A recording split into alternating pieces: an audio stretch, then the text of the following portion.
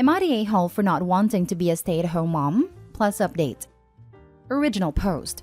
Okay, I already know it sounds bad, but I, 35 female, and my husband Jeff, 37 male, are currently expecting a boy. His first child, but my second. I got pregnant with my first when I was 18, and his dad was never in the picture.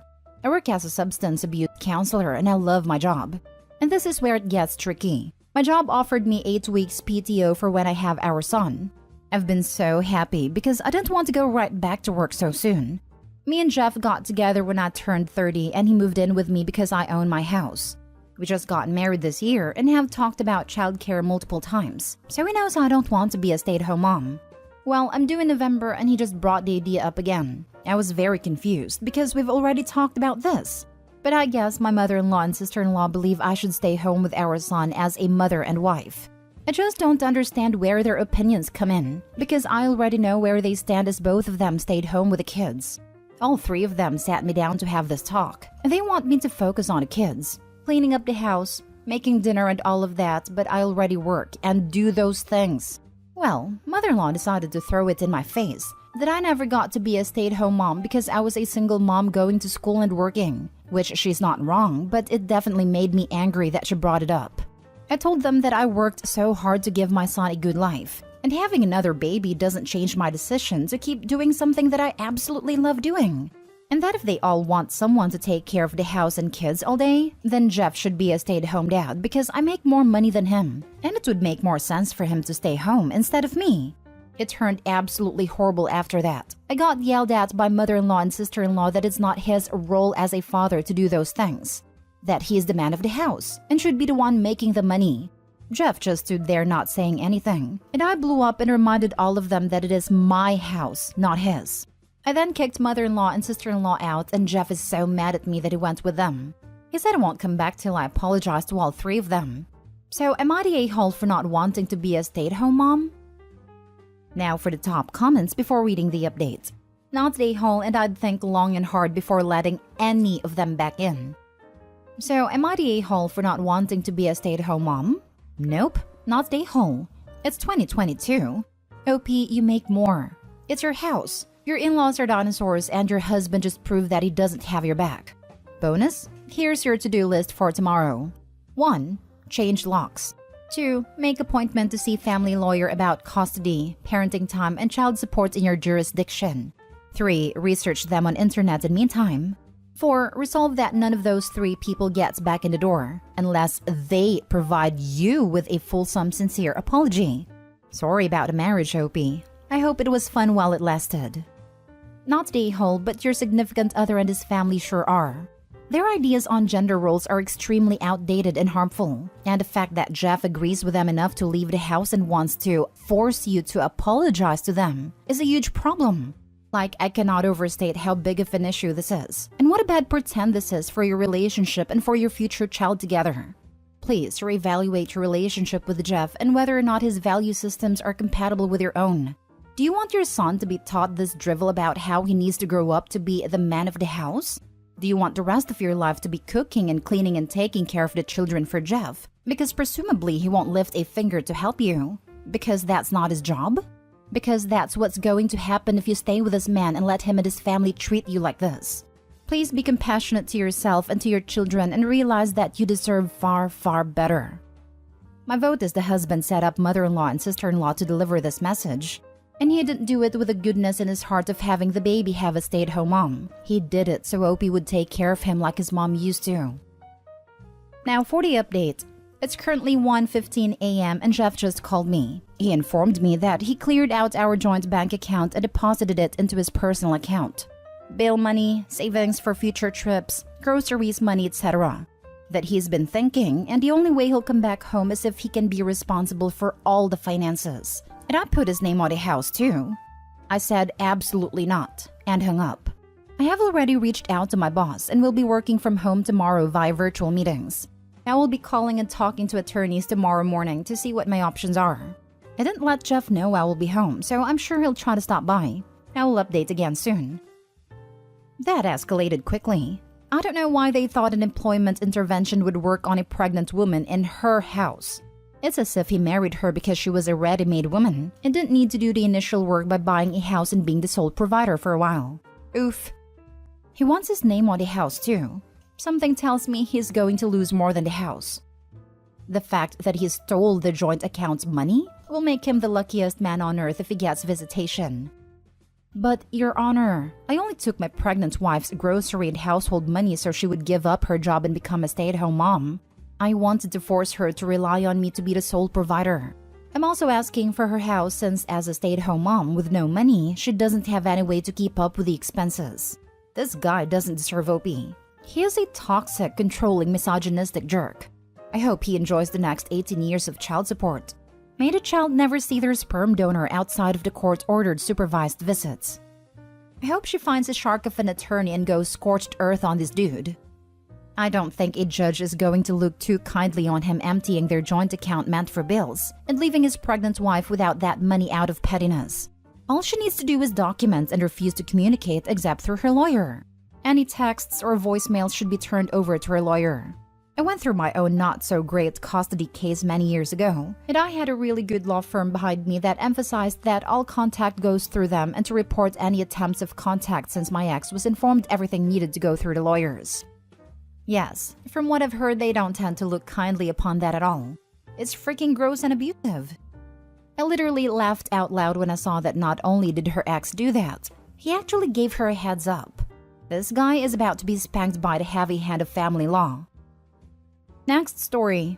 Am I the a-hole for expecting my ex-husband to provide for me? I, 40 female, got married when I was 26 to my now 50 male ex-husband.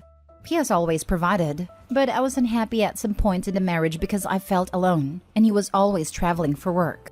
Fast forward to 2016. I left him early that year, and later that year when I found out he had a girlfriend, I made him sign a parental responsibility agreement, giving me custody of our daughter 11 female, and I getting around $3,600 as child supports per month. When he had to leave my country in 2020, I couldn't sustain the child on my own as I have never worked. So I sent my daughter to live with him, in his country, under the promise that he would help me get residency so that I could stay near my daughter, even if he would have custody of her. Fast forward to now. He clearly knew I don't have an income and that I was relying on child support all my life. But since he wants to divorce to marry his girlfriend, I want to stay married to get my citizenship. I'm now in art school to make a living, but he is not supporting me in any way. Am I the a-hole for expecting him to treat me like the mother of his child and not just a blockage to his future marriage as his girlfriend puts it? You're the a-hole. 1. You chose to leave. 2. You should have been more responsible when leaving, such as setting yourself up with a job. My mother-in-law got married when she was 18. Then they split when she was 42. She went down to a hotel and got a cleaning job. Then she got a job at Walmart because that is what she had to do. 3. Child support is for the child. You are not the child. 4. Holding on to a marriage to get into a country is fraudulent. 1. I chose to leave for my happiness. I was mostly alone. He never cheated, but at 29, I needed my husband there and he wasn't. 2. I know, but I was desperate to be near my daughter. 3. Child support is also for the stay-at-home parent. No? You're the a-hole. Stand up on your own 2 feet for God's sake. Opie strikes me as highly entitled. I'm several years older than her, so I grew up at the same time, within the same social environment. It wasn't the 50s. Women weren't taught to expect to be housewives. We were treated as if we were going to go on and have jobs and careers. I knew one woman who was much like Opie. She didn't work or even try to work. She lived off her parents until she got married and then lived off her husband. She was the exception. Certainly nobody I knew looked at that as something to aspire to. You're the a-hole. Child support doesn't last your whole life. Where I'm at? It ends at 18 and graduation from high school. You will be a better person if you learn to support yourself. If you had physical custody of your daughter, he should pay support. He has physical custody, so you don't deserve child support. When you negotiate the divorce, you can negotiate alimony. Good luck. To add on to this, child support money is to support the child.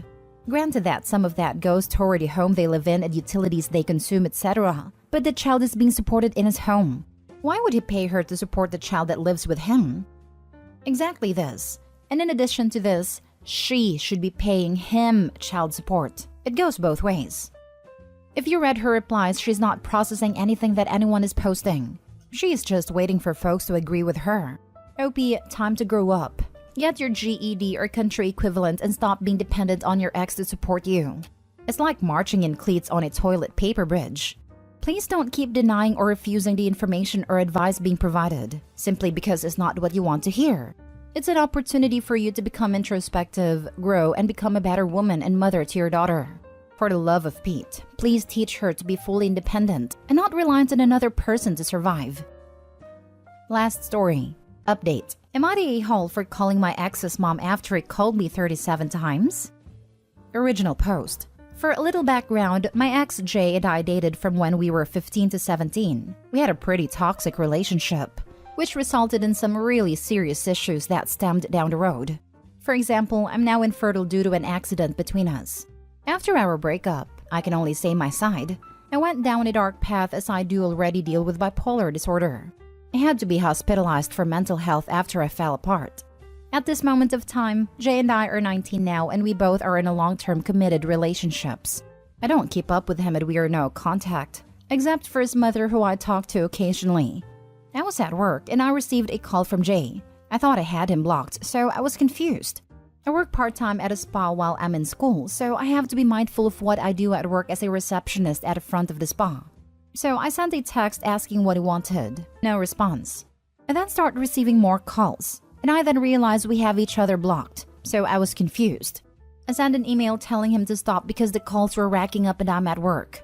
By 5 p.m., I had 21 missed calls and it was starting to send me into a panic attack. I have panic disorder that stems from PTSD. I sent another email saying 21 calls is overkill and he needs to stop right now. I got no response again, so I let my current boyfriend Kyle know. My boyfriend knows every little detail about Jay and my relationship because a lot of issues I have now are from that. So my boyfriend already despised Jay. I then tried to ignore it and tried to be done with work. Then around 7 p.m., I start receiving more calls. Non-stop. I turned my phone off and walked outside for a bit of fresh air and I started texting one of our mutual friends who is closer to me on my laptop. He said it's impossible for him to call me because I have him blocked. I said I thought so too. He then said to not engage with him at all, so I did just that. I kept my boyfriend aware with everything and I told a few of my super close friends who were there during my ex relationship and watched how everything went down, and they found it disturbing. I turned on my phone and when it's powered fully on, I had 18 plus missed calls. One of my friends told me to answer it, but I refused. My boyfriend is obviously angry, not at me, and he said I need to change my number, which I am absolutely considering now. It disturbed me because to my knowledge he is in a long-term relationship, and from what I've heard, he's happy. I talked to my mom and she told me to talk to his mom, so I texted her and told her everything. After that, I got a ton of texts from his friends saying I'm low and a witch for contacting his mom. I do feel bad because we are adults and should be able to handle things on our own. Am I the a-hole? Now for the top comments before reading the update. Not the a-hole. If he doesn't want his mom called, he shouldn't call you 37 times. Agreed. That's what my mom said. Also, him blowing you up like this is probably an indicator that something is wrong in his life. So letting his mom, who I'm assuming is a close trusted family member in his life, know about it is actually a good thing to do. Not the a-hole. Now call the cops. He's out of control. My mom wants me to file a protection order for sure. That's a likely possibility. This is awful. I'm so glad you have a support system helping you through this. I hope X finally leaves you alone for good. Now for the update. First of all, thank you so much for the endless support. I felt very alone in this situation and I felt much better with your comments. I read each and every one of them. Now the update. I called a lawyer yesterday and we're trying to organize everything to see if we could get a restraining order on him. While that was in the process, I went on my days as usual. Then yesterday I got a weird call. It wasn't from his number. It was from a random and it was creepy, saying, I have a crush on you. I see you around the lobby of your apartment. Then they said they would see me tomorrow.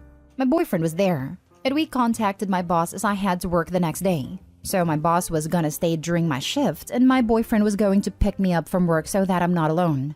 Everything is fine, until today when I got another call, and it was Jay's number. I still didn't answer it. I turned my phone off and just cried. Then I turned my phone on and he had called me 16 more times. I'm so unsure what to do anymore. I told my parents, my boyfriend, and the lawyers. I feel so vulnerable. I'm still at work and I'm freaking out. I do have him blocked. Someone commented that it's possible that he is using a VPN to contact me, and that's what I believe is the most reasonable answer, because I am unsure how he is able to get through. I am also going to change my number.